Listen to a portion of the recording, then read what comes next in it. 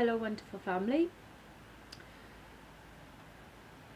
This is just a short transmission to assist you to understand a little bit more about trauma. And there's a lot we could share, but again, we have to be very careful. Trauma is a complex thing. It's actually complex and it's simple, but there are different different ways of analyzing and approaching the neurochemistry and neurobiology of it. It manifests in different places. It can be very complex or simple for people. Some of it can be stuck for a long time. Some of it can be very big and very recent. So we don't want to, in this course, open and catalyze something huge, because if you have got a really serious trauma that you're trying to work through, it's important that you get the right supervision and support for what you're going through. And I don't want to belittle anybody or try to offer the tools too much for anybody that might be disproportionate to what you might be going through.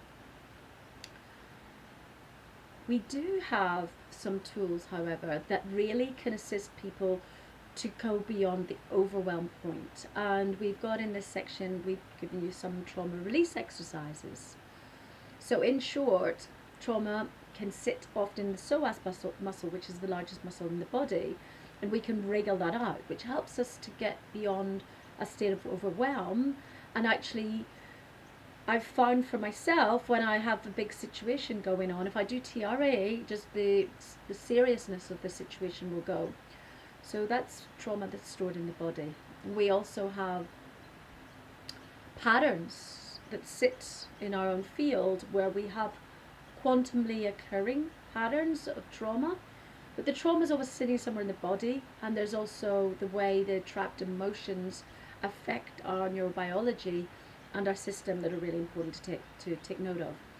If you want, we can send you a little bit of signposting, and maybe we'll go deeper into trauma. I do believe we're going to be doing some interviews with the Trauma Centre in Melbourne very soon, and we'll share a little bit more. But we're not trying to become doctors to your situation right now. But what we can do is try to assist you to get some tools to help surface level overwhelm. And the more we assist with surface level overwhelm, the more we're going to get our system, our supercomputer, boot up energy to go and tackle the things that we need to. We're also sharing these tools because as a practitioner, they're safe enough for you to share with other people. But you probably would want to research them more and maybe get in touch if you want to pass them on in a professional capacity, because there are some notes that you probably would need. I'm going to share with you an amazing tool that came to me again a while back. I was stuck in a loop from an interesting karmic situation that I'd been in, that I knew I had to go into. I knew it had the potential to be a bit enlightening, educational, not necessarily pleasant, but good for me in the long run. And sometimes we have to go into those in our life in order to grow. And I'm grateful I did it, but I was able to move through it quite quickly, but I was still stuck just before I did the last Lotus upgrade course. I was stuck in a bit of a loop just before the launch. And I just couldn't get one little thing out of my mind. And I was like, it was wasting energy for me. And it was helping me to not be zen, to do what I needed to do. It was catching me up a little bit.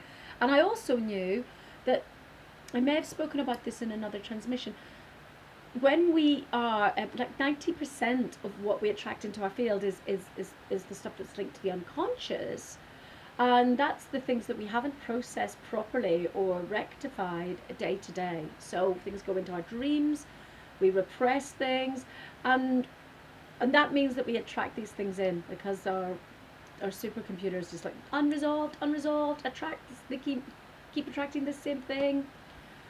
And just think how amazing our lives would be if we didn't constantly have these things coming at us. And so a lot of my personal practice these days is cleaning. to make sure that when I go to bed at night, I've done chants and breath work, and then I have a 3 monthly practice, a very deep pranayama practice, which just helps me to clear the crap. And it helps me because I'm still going to get lessons and teachings in this life, but it also means that I'm more equipped to see them for what they are and not get overwhelmed.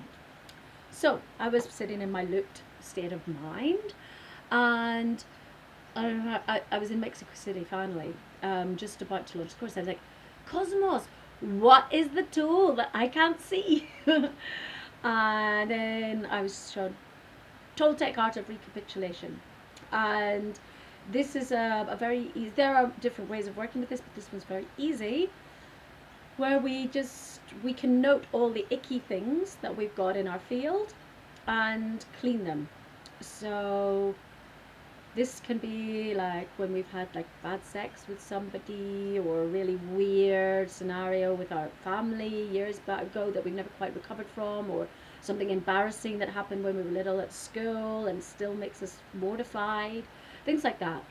So what happens is we end up with fragments, with threads still over in the field where it happened, or with the person that it happened with.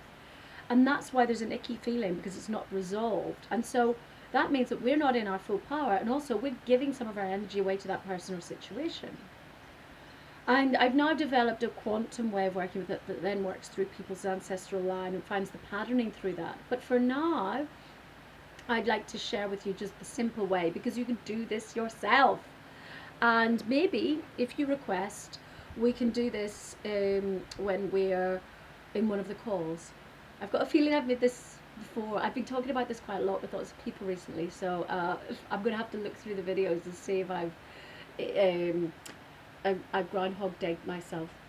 But yeah, I've just been using it with loads of people recently. So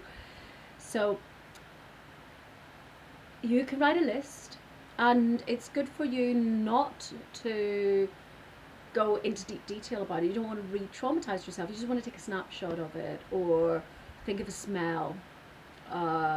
Look at how the person looked, or just an image. That's all you need. Just the icky, the bit that you're like, ugh, about. And you may need to do this more than once with some super icky things. So keep doing it, and you're going to realize that things shift in your field. So we start with the icky thought or feeling, and move the head over to the right. It's probably going to be the opposite way because we're videoing. And you breathe in the icky thing and visualize it in whatever way you need to. And then you turn your head to the left and you blow it out. And it's super effective. It cleans things in our quantum field. It means that we don't attract those things anymore. And when I work with people who are like shamanic practitioners with this, because they're used to weaving with different dimensions and realities, they feel such huge shifts in their own storyline, in their own manifestation field very, very quickly. So this is something you can do, especially before you go to sleep, if something's triggered you and you've given power away, or even if you think that you've still got a repetitive thing through your life with somebody or something. It's super amazing. And I wanted to share this because this is a good way for you to start to, as a practitioner, also clean your field after things, so that you are bringing the right people into your field, and you're bringing just resonant data in rather than unresolved stuff. So sometimes some things are going to stick because you still maybe have a reference point to learn about it, or you need a teaching maybe for your own moral upgrading, and so be prepared that there will some things will be there because you have to take note of them. But where we've given our energy away before, this is a really good time for us to get some back, so that we can start to power up, to be higher vibration practitioners, to be more ethical. And this is great when we look at these 4 fundamentals of the shadow aspect of the serpent dreaming. So where have we given our energy away with sex that is not high vibration? Where have we given our energy away when we were maybe egotistical, or there was an ego power struggle with people? And how do we bring our energy back for that one. And if you want, please remind me about closing space with people to get our energy back. If you probe with me, write this in your notes, then I'll know you've been listening to this, and then I might show you another tool, which is really helpful. Also, maybe where things got messy with money, where we kind of went into a corrupted field.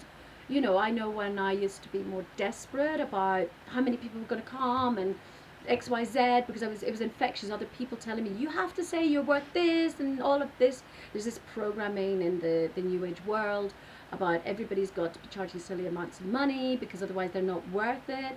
And actually, it's not sustainable. A lot of this, I do think we need to charge the right price and charge great, you know, beautiful sums of money for the right things, but it becomes this out of control little train that everybody's saying, I have to charge this much money, and it has to be this amount of money, or people and things, and they lose track of the fact that when it's the right group and the right people, that's perfect. So anyway, have a look at any time where you've given your power away with one of the lower vibration aspects of the serpent dreaming. And yeah, let us know. And maybe if you choose you'd like to do it, we can do a quantum session of it as part of our webinar. Okay, so I hope that makes sense to you. You can ask questions on Facebook about it, and look forward to connecting again with you soon. Take care, lovelies. Bye.